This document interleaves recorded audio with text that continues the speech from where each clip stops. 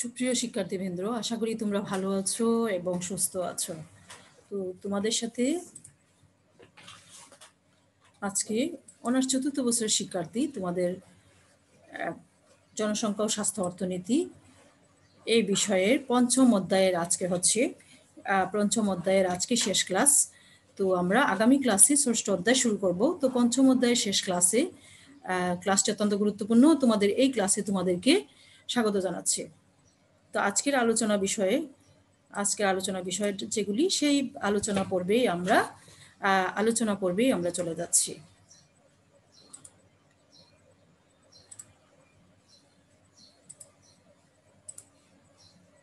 আজকের আলোচ্য সূচি হচ্ছে বীমার চাহিদা কি, বীমার চাহিদা কিভাবে নির্ধারিত হয়, what is demand for insurance, how the demand for insurance is determined.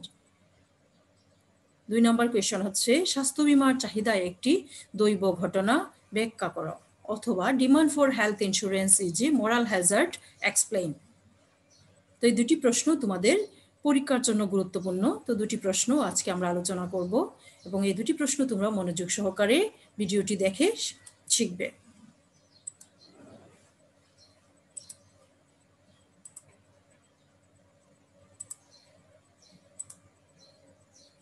প্রথমে আমরা আলোচনা করব যে ডিমান্ড ফর ইন্স্যুরেন্স অথবা বীমার চাহিদা কি। তো বীমার চাহিদা সম্পর্কে 1968 সালে একজন স্বাস্থ্য অর্থনীতিবিদ মার্ক পাউলি সর্বপ্রথম বীমার চাহিদা ধারণাটি প্রবর্তন করেন। একটি নির্দিষ্ট সময়ে ব্যক্তি তার সম্পদের অনিশ্চয়তা রক্ষা করতে যে পরিমাণ বীমা পলিসি গ্রহণ করতে ইচ্ছুক থাকে তাকে বীমার চাহিদা বলে। বীমার চাহিদা তাহলে কি বুঝলাম আমরা, যে একটা নির্দিষ্ট সময়ে ব্যক্তি তার সম্পদের অনিশ্চয়তা রক্ষা করতে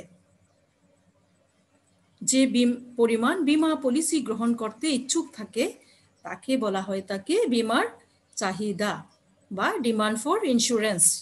তো বীমার চাহিদাটা মূলত নির্ভর করে মানুষের আয় বৃদ্ধি এবং বীমা কোম্পানি কর্তৃক সুযোগ সুবিধার উপর। তো বীমার চাহিদাটাও তাহলে দুটি বিষয়ের উপর নির্ভর করে, একটা হচ্ছে মানুষের আয় যদি বৃদ্ধি পায়, আর একটা হচ্ছে বীমা কোম্পানি কর্তৃক সুযোগ সুবিধার উপর বীমার চাহিদাটা নির্ভর করে।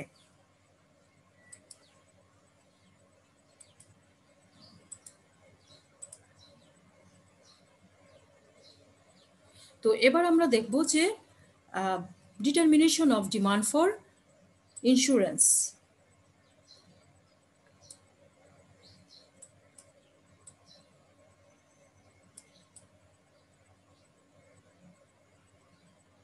Determination of demand for insurance অর্থাৎ বীমার চাহিদাটা, আমরা জানি বীমার চাহিদাটা দুটি বিষয়ের উপর নির্ভর করে, একটা হচ্ছে মানুষের আয় যদি বৃদ্ধি পায়, আরেকটা হচ্ছে বীমা কোম্পানি কর্তৃক বিভিন্ন সুযোগ সুবিধার উপরে নির্ভরশীল। অর্থাৎ দুটি বিষয়ের উপর বীমার চাহিদাটা নির্ভর করে। আর বীমার চাহিদাটা হচ্ছে একটা নির্দিষ্ট সময়ে মানুষ তার সম্পদ রক্ষার, একটা নির্দিষ্ট সময়ে মানুষের সম্পদ যে ক্ষয়ক্ষতি হওয়ার যে রিস্ক থাকে সেটা রক্ষার জন্য মানুষ যে বীমা পলিসি গ্রহণ করতে ইচ্ছুক থাকে, সেটাই হচ্ছে বীমার চাহিদা বা ডিমান্ড ফর ইন্স্যুরেন্স। এবার আমরা দেখব যে এই ডিমান্ড ফর ইন্স্যুরেন্সটা কিভাবে ডিটারমাইন করা যায় বা কিভাবে নির্ধারণ করা যায়। তো বীমার চাহিদাটা নির্ভর করে প্রান্তিক ব্যয় এবং এমসি, যেটা মার্জিনাল কস্ট অ্যান্ড বীমা হতে প্রাপ্ত আয় তথা প্রান্তিক আয়ের উপর, অর্থাৎ মার্জিনাল রেভিনিউ এবং মার্জিনাল কস্ট, এই দুটি বিষয়ের উপর বীমার চাহিদাটা নির্ভর করে। এজন্য এমসি এবং এমআর লিখেছি। অর্থাৎ এমসিটা তাহলে কি আর এমআর কি, আমরা জানি যে এখানে দেখো যে অতিরিক্ত $1 ব্যয় করে ব্যক্তি যে আয় করে তাকে বলা হয় বীমা হার বা প্রান্তিক আয় বা প্রান্তিক সুবিধা, অর্থাৎ এমআর। অর্থাৎ অতিরিক্ত $1 ব্যয় করে ব্যক্তি যে আয় করে তাকে বলা হয় বীমা হার বা প্রান্তিক আয় বা প্রান্তিক সুবিধা বা মার্জিনাল রেভিনিউ। আবার অতিরিক্ত 1 একক সুযোগ বা সুবিধা পাওয়ার জন্য একজন ব্যক্তি যে পরিমাণ ব্যয় করে তাকে বলা হয় প্রান্তিক ব্যয় বা মার্জিনাল কস্ট। অতিরিক্ত 1 একক উপযোগ বা সুবিধা পাওয়ার জন্য, আমি আবার বলছি, যে অতিরিক্ত 1 একক সুযোগ বা সুবিধা পাওয়ার জন্য একজন ব্যক্তি যে পরিমাণ ব্যয় করে থাকে তাকে বলা হয় প্রান্তিক ব্যয় বা মার্জিনাল কস্ট। তাইলে বিমার চাহিদাটা কিসের উপর নির্ভরশীল? মার্জিনাল কস্ট এবং মার্জিনাল রেভিনিউর উপরে। মার্জিনাল কস্ট হচ্ছে 1 একক উপযোগ বা সুবিধা পাওয়ার জন্য একজন ব্যক্তি যে অতিরিক্ত 1 একক উপযোগ বা সুবিধা পাওয়ার জন্য একজন ব্যক্তি যে পরিমাণ ব্যয় করে সেটা হচ্ছে মার্জিনাল কস্ট, এবং অতিরিক্ত $1 ব্যয় করে ব্যক্তি যে আয় করে সেটা হচ্ছে মার্জিনাল রেভিনিউ। আচ্ছা, তাহলে বিমা ক্রয়ের সাথে সাথে প্রান্তিক ব্যয় বা এমসি মার্জিনাল কস্ট ক্রমশ বাড়তে থাকে। বিমা ক্রয়ের পরিমাণটা, অর্থাৎ মানুষ যখন পলিসিটা বেশি করতে থাকবে তখন তার কি প্রান্তিক ব্যয় ক্রমশ বাড়তে থাকে। এই জন্য এমসি রেখাটা হচ্ছে, দেখো এখানে এমসি রেখাটা হচ্ছে ঊর্ধ্বগামী বা আপার স্লোপিং হয়। অপরদিকে বিমা ক্রয়ের সাথে সাথে প্রান্তিক সুবিধা ক্রমশ কমতে থাকে। এজন্য এমআর রেখাটা বাম থেকে ডান দিকে নিম্নগামী হয়। অর্থাৎ মার্জিনাল কস্ট কার্ভটা হচ্ছে ঊর্ধ্বগামী এবং মার্জিনাল রেভিনিউ কার্ভটা হচ্ছে কি নিম্নগামী। কারণ বিমা ক্রয়ের সাথে সাথে মানুষের প্রান্তিক ব্যয় বাড়তে থাকে, এজন্য এমসিটা হচ্ছে ঊর্ধ্বগামী, আর বিমা ক্রয়ের সাথে সাথে মানুষের প্রান্তিক সুবিধাটা হ্রাস পেতে থাকে, এজন্য হচ্ছে এমআরটা নিম্নগামী। অর্থাৎ প্রান্তিক আয় এবং প্রান্তিক ব্যয় এই দুটি রেখা সমতাস্থলে বিমার চাহিদাটা নির্ধারিত হয়। অর্থাৎ প্রান্তিক আয় এবং প্রান্তিক ব্যয় অর্থাৎ এমসি এবং এমআর রেখা পরস্পরকে যে বিন্দুতে ছেদ করে সেই ছেদ বিন্দুতেই আমরা কি জানি সবসময় ইকুইলিব্রিয়াম হয় বা সমতাস্থল। সেই সমতাস্থলে কি নির্ধারিত হয়? সেই সমতাস্থলে নির্ধারিত হয়ে থাকে হচ্ছে আমাদের কি সেই সমতাস্থলে বিমার চাহিদাটা নির্ধারিত হয়। তাহলে চিত্রের মধ্যে আমরা কি দেখতে পাচ্ছি? চিত্রে দেখো, চিত্রে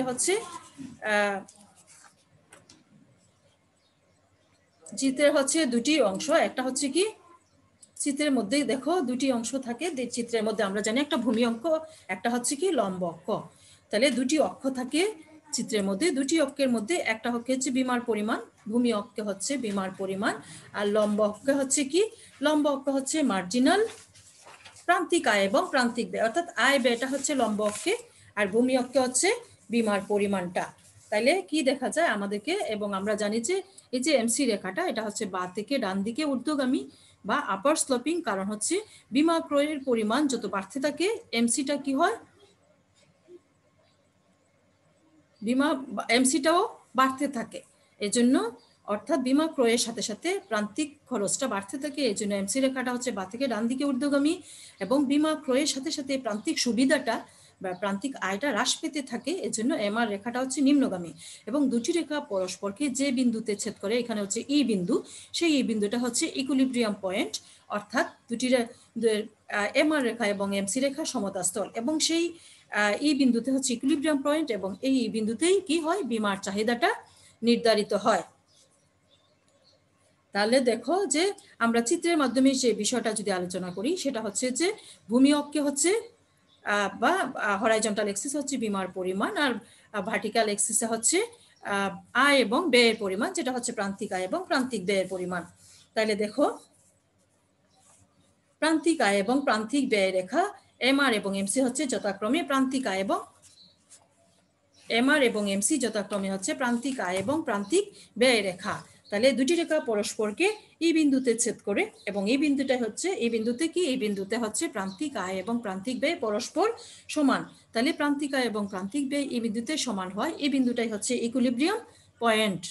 তাইলে এই অবস্থায় একজন ব্যক্তি কি করে অএম পরিমাণ বিমার পরিমাণ ক্রয় করবে, অর্থাৎ বিমার চাহিদার পরিমাণ নির্ধারিত। তাহলে এক্ষেত্রে বিমার চাহিদার পরিমাণ নির্ধারিত হয়েছে ওএম পরিমাণ। তাইলে determination of demand for insurance আমরা তাহলে বের করতে চিত্রের মাধ্যমেও আলোচনা করেছি যে ডিমান্ড ফর ইন্স্যুরেন্সটা অর্থাৎ বিমার চাহিদাটা নির্ভর করে প্রান্তিক আয় এবং প্রান্তিক ব্যয়ের উপর। প্রান্তিক আয় এবং প্রান্তিক ব্যয় পরস্পর যে বিন্দুতে ছেদ করে সেই সমতাস্থলেই নির্ধারিত হয় বিমার চাহিদা। তাহলে আমরা চিত্র অনুযায়ী দেখতে পেলাম এমআর এবং এমসি রেখা পরস্পরকে এই বিন্দুতে ছেদ করে, তাহলে এই বিন্দুটাই হচ্ছে ভারসাম্য বিন্দু, এবং এই বিন্দুতে বিমার চাহিদার পরিমাণ হচ্ছে ভারসাম্য যে পরিমাণটা সেটা হচ্ছে ওএম পরিমাণে বিমার চাহিদা নির্ধারিত হয়েছে। তাহলে চিত্রের মাধ্যমে আমরা সেটা ব্যাখ্যা করতে পেরেছি। পাশে দেখো আমি চিত্রের বিবরণ তোমাদের জন্য লিখে রেখেছি। তাহলে বীমার চাহিদা কি, বীমার চাহিদা কিভাবে নির্ধারিত হয় সেটা আমরা আলোচনা করেছি। আশা করি তোমরা বুঝতে পারবে এবং পরীক্ষায় আসলে তোমরা প্রশ্নটা আনসার করতে পারবে।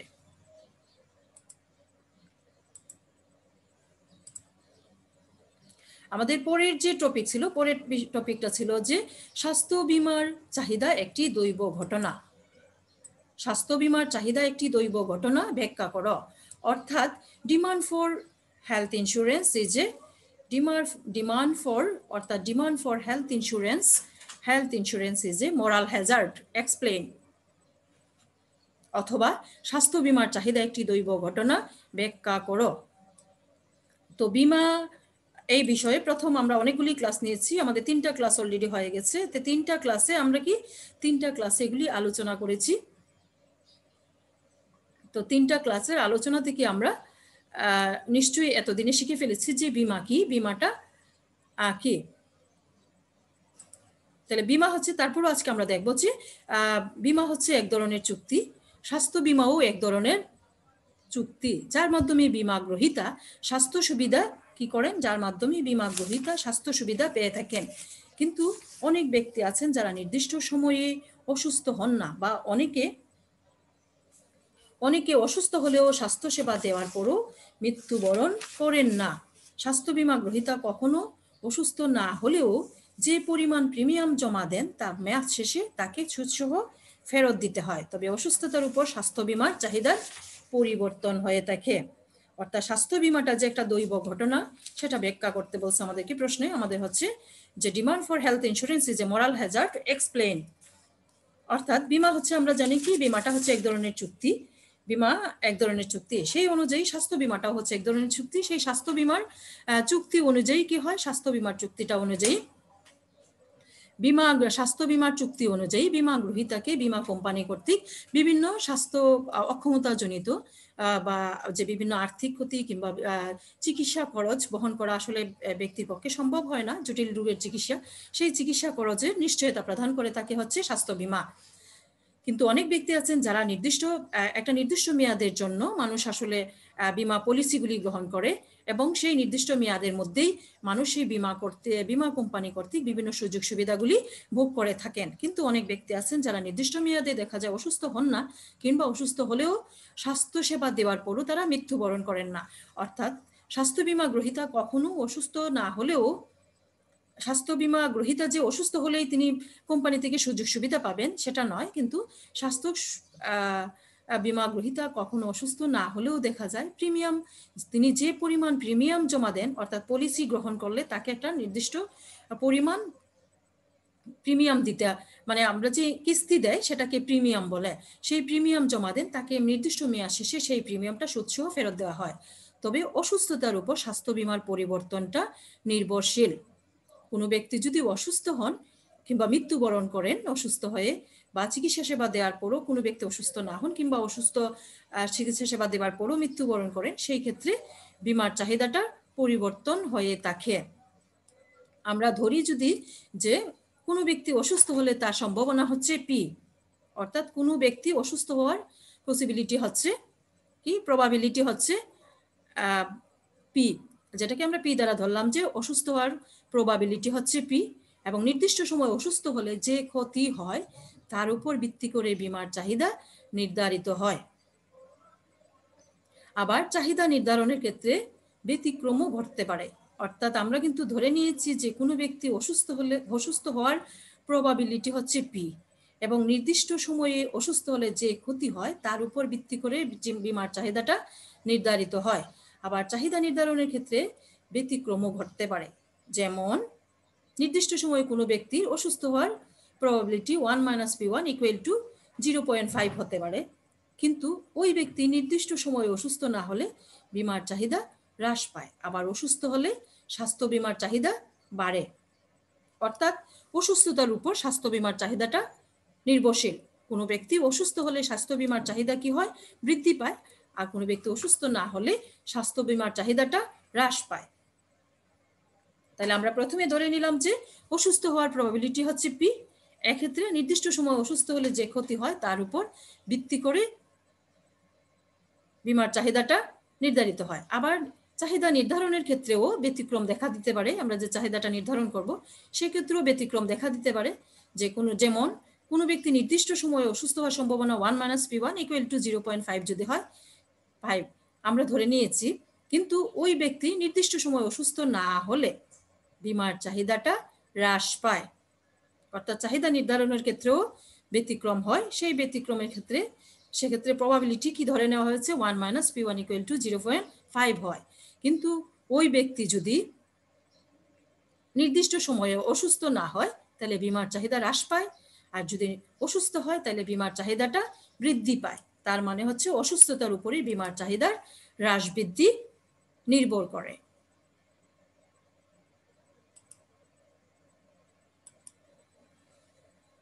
তো বীমার চাহিদা যে একটা দ্রব্য ঘটনা কিংবা বীমার চাহিদা যে অসুস্থতার উপরেই নির্ভরশীল, অসুস্থতার উপর বীমার চাহিদার পরিবর্তনটা নির্ভর করে। অর্থাৎ মানুষ অসুস্থ হলে বীমার চাহিদা বৃদ্ধি পায়, অসুস্থ না হলে বীমার চাহিদা হ্রাস পায়। সেই বিষয়গুলি আমরা এখন চিত্রের মাধ্যমে ব্যাখ্যা করব।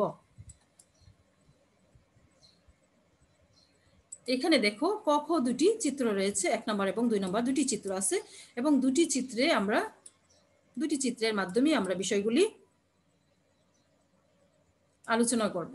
তাহলে দুটি চিত্রের মধ্যে দেখো, প্রথম চিত্রের মধ্যে দেখো ভূমি অক্ষে কি আছে? ভূমি অক্ষে হচ্ছে স্বাস্থ্যসেবার পরিমাণ এবং লম্ব অক্ষ হচ্ছে স্বাস্থ্যসেবার দাম। এখানে দেখো যে প্রথম চিত্রে হচ্ছে স্বাস্থ্যসেবার চাহিদা। আমরা কি এক্সিস হচ্ছে দুটা, একটা হচ্ছে হরাইজন্টাল এক্সিস, একটা হচ্ছে ভার্টিক্যাল এক্সিস। হরাইজন্টাল এক্সিস হচ্ছে স্বাস্থ্যসেবার চাহিদা আর ভার্টিক্যাল এক্সিস হচ্ছে স্বাস্থ্যসেবার দাম। এখানে দেখো এই চিত্রের মধ্যে আমরা যে বিষয়টা লক্ষ্য করো, এই চিত্রের মধ্যে স্বাস্থ্যসেবার চাহিদা রেখাটা দেখো, চাহিদা রেখাটা হচ্ছে কি সম্পূর্ণ অস্থিতিস্থাপক, অর্থাৎ চাহিদা রেখা লম্ব অক্ষের সমান্তরাল। প্রথম চিত্রের মধ্যে চাহিদা রেখাটা, স্বাস্থ্যসেবার চাহিদা রেখাটা দেখো সম্পূর্ণ অস্থিতিস্থাপক বা লম্ব অক্ষের কি সমান্তরাল। কারণ দামের পরিবর্তন, এর অর্থ হচ্ছে যে দামের পরিবর্তন হওয়া সত্ত্বেও স্বাস্থ্যসেবার চাহিদার কোনো পরিবর্তন হয়নি। অর্থাৎ এখানে স্বাস্থ্যসেবার দামের পরিবর্তন হওয়া সত্ত্বেও স্বাস্থ্যসেবার চাহিদার কোনো পরিবর্তন হয়নি, যার কারণে কি হচ্ছে স্বাস্থ্যসেবার চাহিদা রেখাটা লম্ব অক্ষের সমান্তরাল। এক্ষেত্রে দেখা যায় একজন ব্যক্তি নিজের ইচ্ছায় P1, D1 এবং M পরিমাণে স্বাস্থ্য প্রিমিয়াম দিতে রাজি আছে।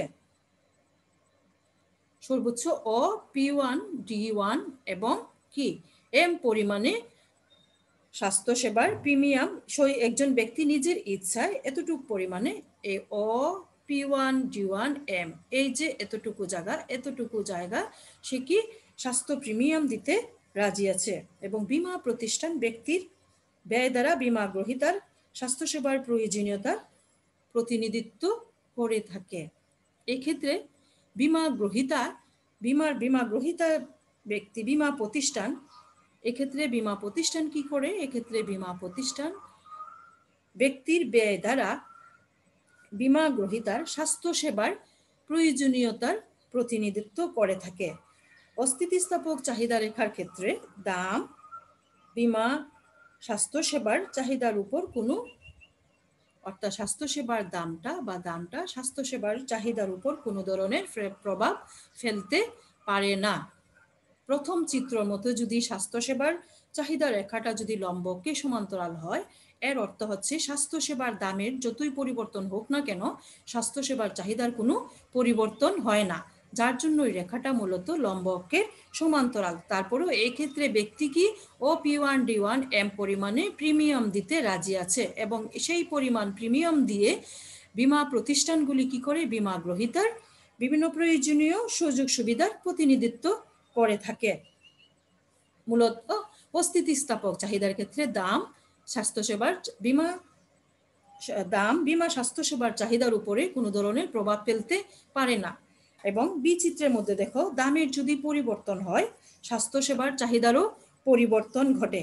এক্ষেত্রে স্বাস্থ্যসেবার দাম বৃদ্ধি পেলে এক্ষেত্রে দাম যদি বৃদ্ধি পায় স্বাস্থ্যসেবার চাহিদার পরিমাণ হ্রাস পায়, এবং বিপরীত দিকে হচ্ছে দাম যদি হ্রাস পায় তাহলে এক্ষেত্রে হচ্ছে বিপরীত সম্পর্ক। স্বাস্থ্যসেবার চাহিদা রেখাটা হচ্ছে বাঁ থেকে ডান দিকে কি নিম্নগামী, অর্থাৎ স্বাস্থ্যসেবার দাম এবং স্বাস্থ্যসেবার চাহিদার মধ্যে বিপরীত সম্পর্ক। অর্থাৎ এই ক্ষেত্রে দামের যদি পরিবর্তন হয় স্বাস্থ্যসেবার চাহিদার পরিবর্তন ঘটে। অর্থাৎ দাম যদি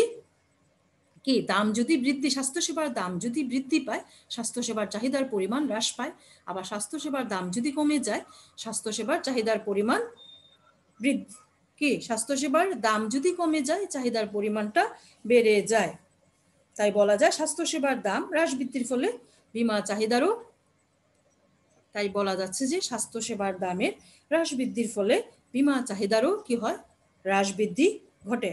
তো উপরের যে আলোচনাটা, সেই আলোচনা থেকে যে কি আলোচনা, যে কোনো ব্যক্তির অসুস্থতার উপরেই স্বাস্থ্য বীমাটা মূলত স্বাস্থ্য বীমার চাহিদাটা নির্ভর করে। অর্থাৎ কোনো ব্যক্তি যদি অসুস্থ হয় সেক্ষেত্রে স্বাস্থ্য বীমার চাহিদাটা বাড়ে, কিন্তু কোনো ব্যক্তি যদি অসুস্থ না হয় তাহলে স্বাস্থ্য বীমার চাহিদার পরিমাণটা কমে। তারপরেও কিন্তু একজন ব্যক্তি নির্দিষ্ট সময় মেয়াদে যে প্রিমিয়াম জমা দিয়ে থাকে তা নির্দিষ্ট সময় মেয়াদে সেটা সুদসহ তাকে ফেরত দিতে হয় বীমা কোম্পানিকে। তাহলে আমরা যে বিষয়টা, যে স্বাস্থ্যসেবার চাহিদাটা একটা দৈব ঘটনা, অর্থাৎ সেটা ঘটতে পারে, আবার একজন মানুষ অসুস্থ হতে পারে, আবার অসুস্থ নাও হতে পারে। অর্থাৎ ঘটার সম্ভাবনাটা এখানে হচ্ছে কি প্রবাবিলিটিটা হচ্ছে মানে ঘটতে পারে আবার নাও ঘটতে পারে। সেই সম্পর্কে কিন্তু মানুষ যে অসুস্থ হবে কিংবা মৃত্যুবরণ করবে সেই সম্পর্কে মানুষের পূর্বের কোনো ধারণা থাকে না, বা পূর্ব থেকে ধারণা গ্রহণ করা মানুষের পক্ষে সম্ভব হয় না। সেই জন্য বলা হয় তাকে যে স্বাস্থ্যসেবার চাহিদাটা মূলত একটা দৈব ঘটনা, অর্থাৎ এটা ঘটতে পারে আবার নাও ঘটতে পারে। তাহলে এখানে দেখো তোমাদের জন্য আমি দুটি চিত্রের যে বিবরণ, সেই দুটি চিত্রের বিবরণ আমি তোমাদের জন্য এখানে লিখে রেখেছি, যাতে তোমাদের কি হয়, যাতে তোমরা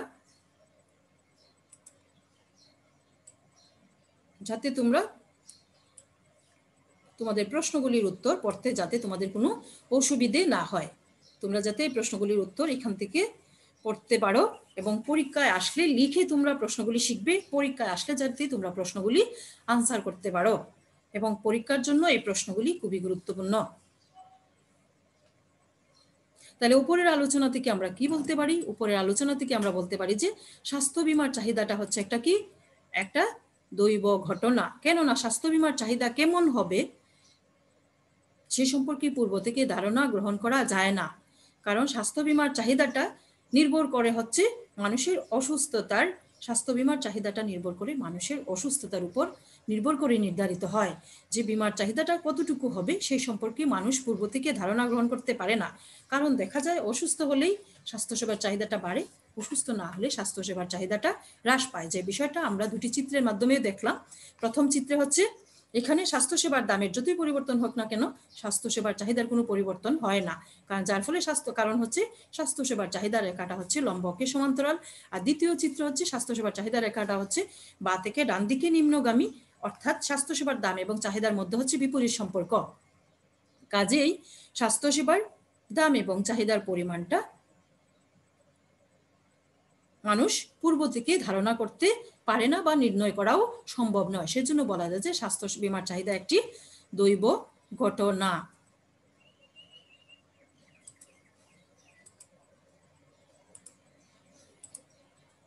তো আজকের ক্লাস এখানেই শেষ। তোমরা ভালো থাকবে, সুস্থ থাকবে। তোমাদের সবার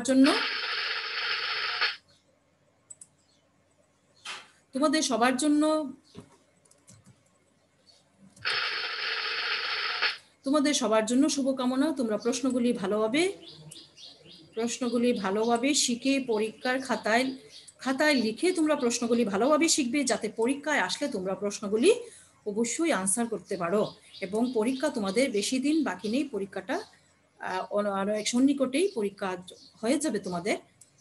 পরীক্ষা আসলে যাতে তোমরা প্রশ্নগুলি আনসার